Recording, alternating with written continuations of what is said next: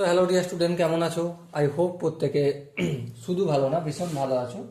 স্ক্রিনের ওপর একটা প্রশ্ন দেখা যাচ্ছে, তাই না? প্রশ্নটা কি বলেছে প্রথম আমরা মন দিয়ে পড়বো, বুঝবো, তারপর অঙ্কটা করব। কি বলেছে দেখো, the length of perpendicular drop on the base of on an isosceles triangle is 8 centimeter.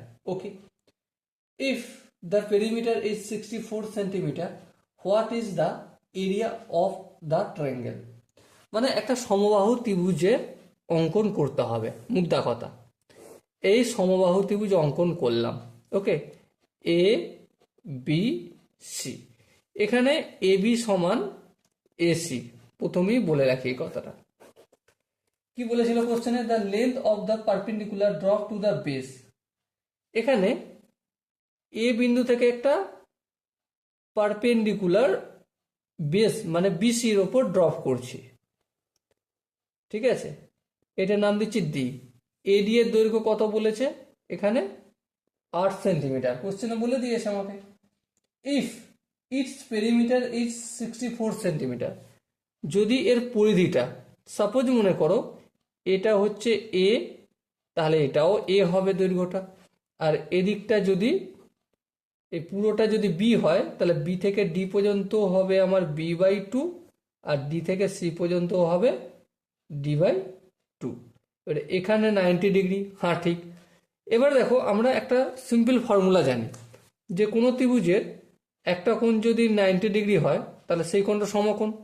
এবার তাহলে এ সি ডি এই ত্রিভুজটার কথা বলছি আমি। এখানে অতিভুজের স্কোয়ার ইকুয়াল টু লম্ব স্কোয়ার প্লাস ভূমি স্কোয়ার লিখতে পারি, হ্যাঁ লিখতে পারি।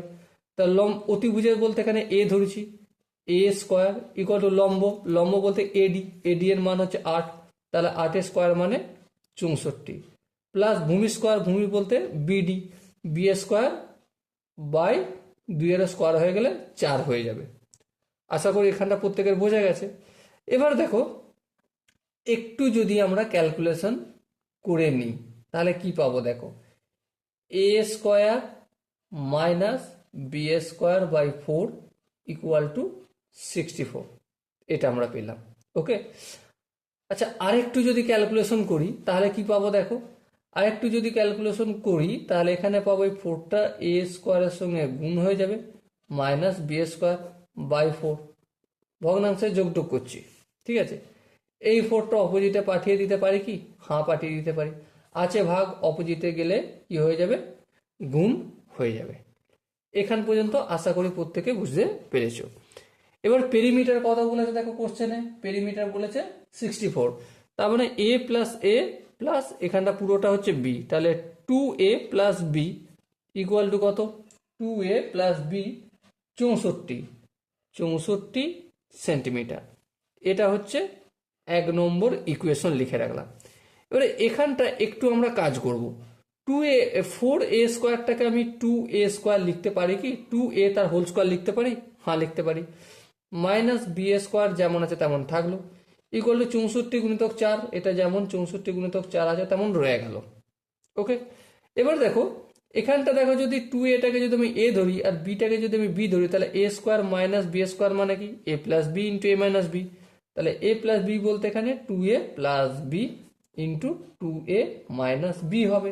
আর ইকুয়াল টু 64 গুণিতক 4 যেমন আছে তেমন রেখে দেবো। ওকে, এবার ধ্যান দিয়ে লক্ষ্য করো, 1 নম্বর সমীকরণে 2a plus B equal to 64 পেয়েছি, হ্যাঁ। তাহলে এখানে আমি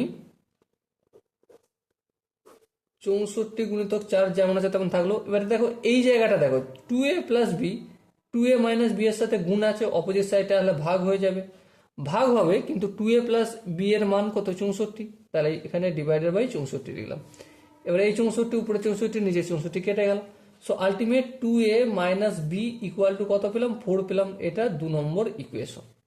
এবারে অনায়াসই 1 নম্বর আর 2 নম্বর ইকুয়েশন থেকে আমরা কি পাবো? 2a প্লাস বি সমান 64 পেলাম, আর 2a minus B equal to 4 পেলাম।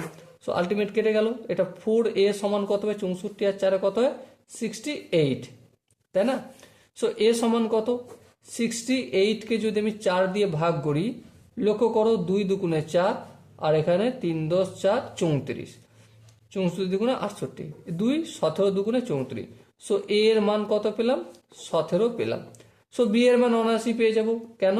2a plus B equal to 2a plus B equal to কত? 64। দেখো এটা 1 নম্বর ইকুয়েশন।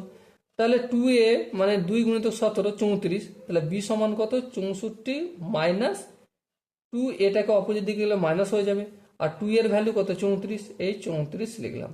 তাহলে 64 থেকে যদি 34 বিয়োগ করি 30 হবে। সো বি এর ভ্যালু কত পেলাম আমরা? 30 পেলাম। সো এবার আমরা ফটাফট করে এখানে পুট করে দেবো। এ এর ভ্যালু কত? এ এর ভ্যালু হচ্ছে 17, আর বি এর ভ্যালু কত? বি এর ভ্যালু 30। বি এর ভ্যালু 30, তাহলে এখানে এই সি থেকে ডি পর্যন্ত দৈর্ঘ্য আমরা কি জেনেছিলাম? b/2। হ্যাঁ, কিন্তু অলরেডি এখানে আমরা কি দেখলাম? বি এর ভ্যালু 30, তার মানে সি থেকে ডি পর্যন্ত 30/2, তার মানে আলটিমেট কত হলো? 15। এখানটা কি বোঝা গেছে? আই হোপ প্রত্যেকের বোঝা গেছে। এবার দেখো এই এডি, এটা কি লম্ব, তাহলে ক্ষেত্রফল সমান কি? হাফ ইন্টু ভূমি, ভূমি বলতে এই সি থেকে ডি পর্যন্ত, মানে কত বেরিয়েছে আমার? 15, তাই না? সো আমি এখানে এই 15টা লিখলাম। হাফ ইন্টু ভূমি ইন্টু উচ্চতা, উচ্চতা বলতে এডি, এডিটাই উচ্চতা, কারণ এখানে 90 ডিগ্রি ত্রিভুজের, তাহলে এখানে 8 লিখলাম। এবার যদি একটু কাটাকাটি করি, 2 1 2, 4 2 8, সো 4 15 কত হবে? 60 হবে, 60 centimetre square. So dear student, এখানে যে আনসারটা পেলাম সেটা হচ্ছে এই ত্রিভুজটার ক্ষেত্রফল 60 সেন্টিমিটার। ঠিক আছে, এবারে এই ত্রিভুজটার ক্ষেত্রফল একইভাবে 60 সেন্টিমিটার স্কোয়ার, তাহলে দুটো 60 সেন্টিমিটার স্কোয়ার যদি হয় তাহলে আলটিমেট কত হবে আনসার? 120 সেন্টিমিটার স্কোয়ার হবে এই পুরো ত্রিভুজটার ক্ষেত্রফল। Okay, so dear student, I hope প্রত্যেকে তোমরা প্রতিটা স্টেপ ধীরে ধীরে কিভাবে করেছি বুঝতে পেরেছো। যদি কোনো জায়গায় বুঝতে অসুবিধা থাকে তো ডেফিনেটলি কমেন্টে জানাও।